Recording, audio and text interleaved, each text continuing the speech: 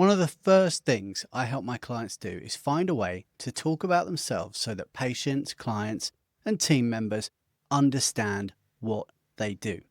But as soon as we have that down, the second thing is to help them teach their existing or past patients, clients, team members, and influential professionals in their network how to do the same thing, to easily explain my clients' work so that they can easily refer them.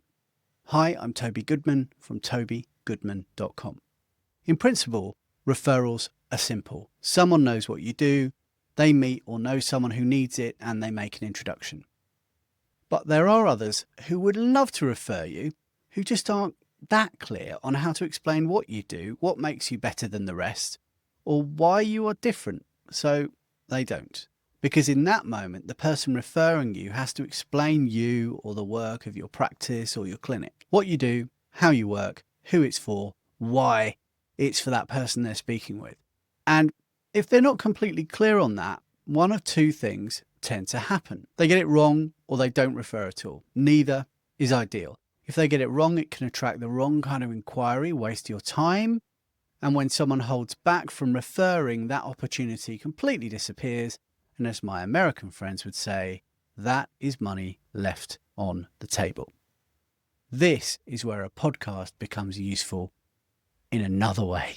It gives the person referring you something accurate to pass on. Instead of trying to explain your work, they can say, oh yeah, they've got a podcast, have a listen to it.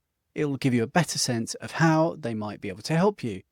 They no longer feel responsible for getting it right, and the person receiving the referral hears it directly from you. In your words, in your tone, with the level of detail you would normally use. Referrals carry trust, but they don't always carry that clarity, and a podcast will fill that gap. It helps the person on the receiving end understand what's involved before they make a decision, but it also helps that person referring you feel more confident. They know they're passing something on that reflects your work properly. That increases their status in the relationship too, because it's nice to be nice. So here are some business-to-business examples. Maybe a GP referring you as a specialist, a therapist, maybe recommending you as an additional provider, or a consultant introducing someone in their network. But in your wider network, outside of healthcare, that lady in the gym shares your podcast to a friend.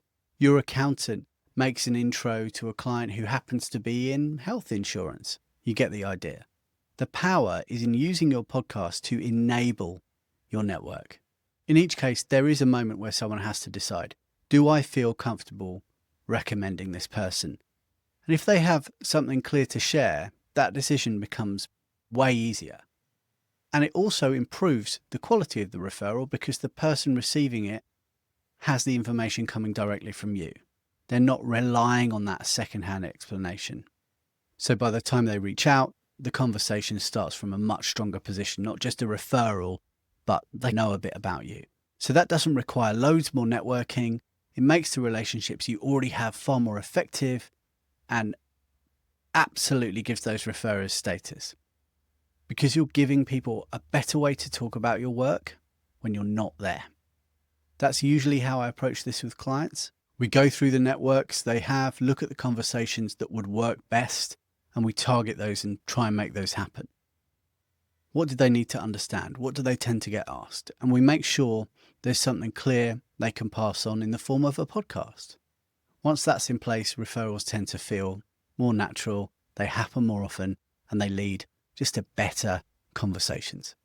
Now, in the next episode, we'll look at how all of this connects to growth and how a podcast can support your practice without turning you into a full-time content creator.